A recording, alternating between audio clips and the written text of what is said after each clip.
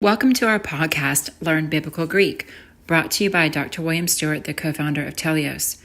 This captivating podcast teaches you biblical Greek through a verse-by-verse study of the book of Ephesians, interjecting Greek grammar, Greek word meanings, and vital theology concepts. Thanks for joining us on this exciting biblical journey. Your study will be more effective if you use the Greek text with the Bible word codes, either on the eSword download or Bible Hub website. These links are on our podcast website at www.teliosresearch.com.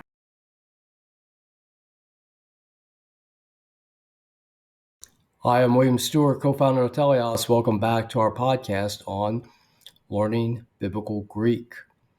This is the podcast that teaches you Greek going right into Scripture. We're looking at the book of Ephesians, so we're learning not only Greek grammar from the start, repeating it every week so you can get used to it and learn it with your persistence and patience. We're learning about the words, how Greek helps, and the theology of this wonderful book of Ephesians, teaching us so much about Christ, salvation, and the Christian walk. We are in chapter 3, where Paul is discussing the commandment or the knowledge given to the church mostly through him. And he has basically said that he has been given this dispensation or assignment, administration of this time, and that revealed to him is information that a mystery, basically, something not known but revealed that was not known before, but now has been revealed through the apostles and prophets. That would include him and others, which we will discuss here in just a minute as we go through the text. So, important piece of information, where we get our knowledge, what gives it authority to us to teach others. Verse 5, we're in the second half. Let's get started. Have your Greek text out, your grammar, which is linked on our website. Read that disclaimer.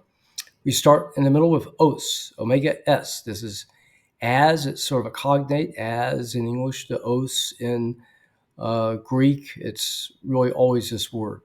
Noon, always now. So as now. Verb, hard verb. Let's walk through it, starting over on the left side, the beginning. We look for a prefix, which there is one, apo. Remember, prefixes are typically prepositions. This means away, off of, apo.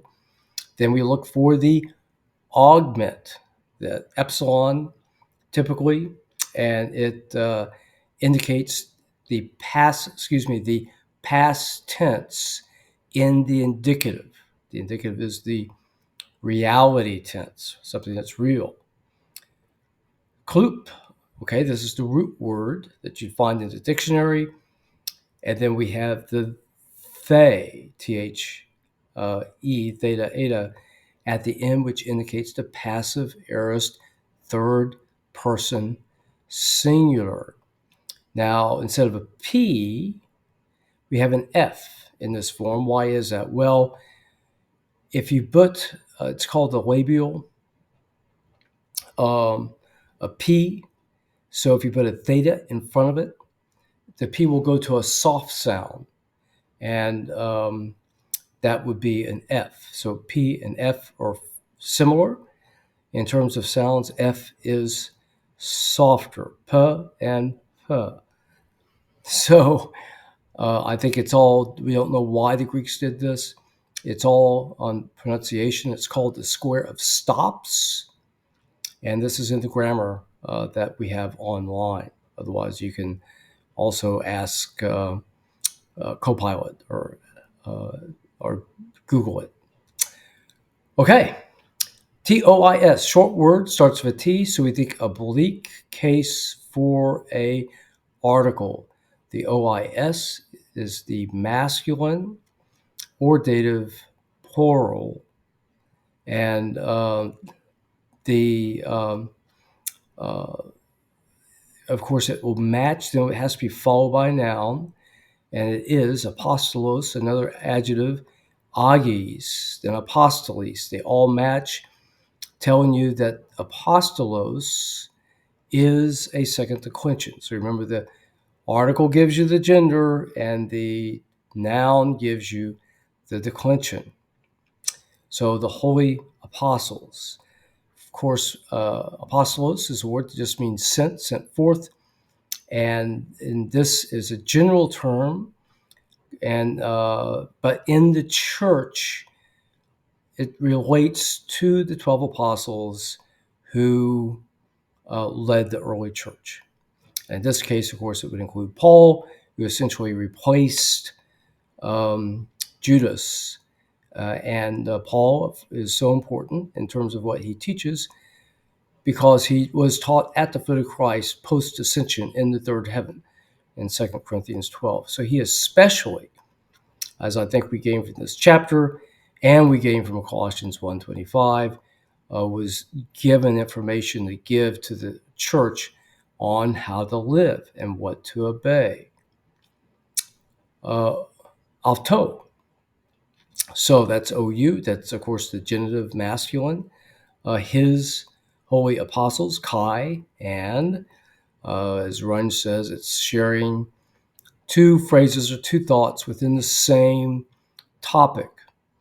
Prophetes, so prophets, AIS. This is the dative plural ending, which is typically feminine.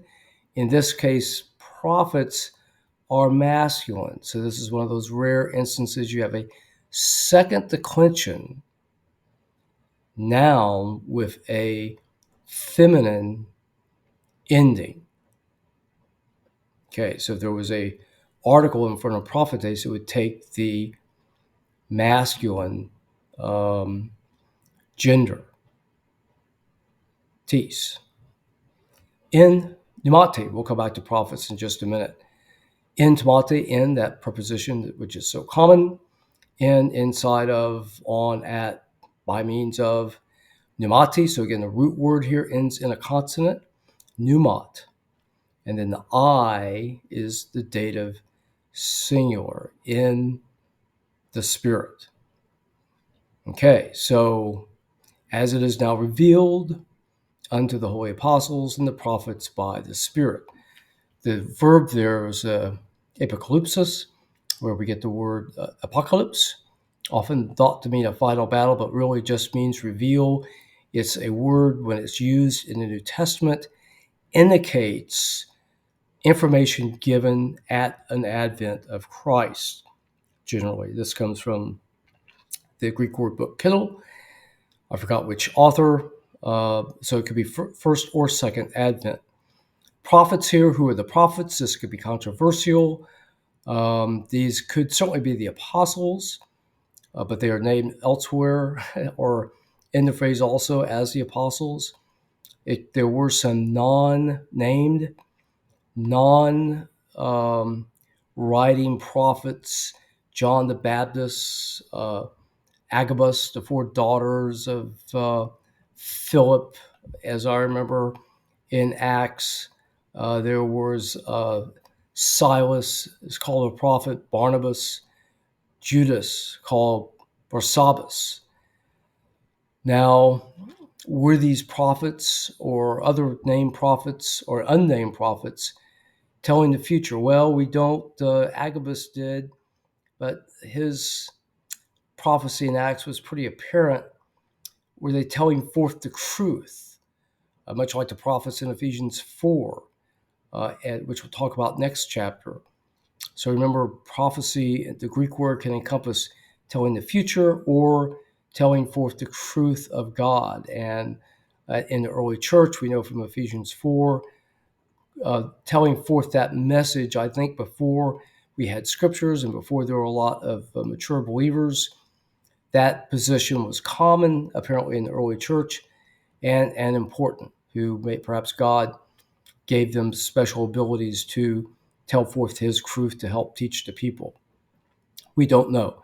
But these prophets were important in the early church, I think probably in terms not of new information, but telling the truth of what was there from the apostles. And then after scripture became available, I think they died out. That's not a position we have in today's church. Okay, great. So we're talking about Paul today and his special assignment in bringing forth information to us for the church. We'll continue with verse 6 next time. I hope you'll join me then.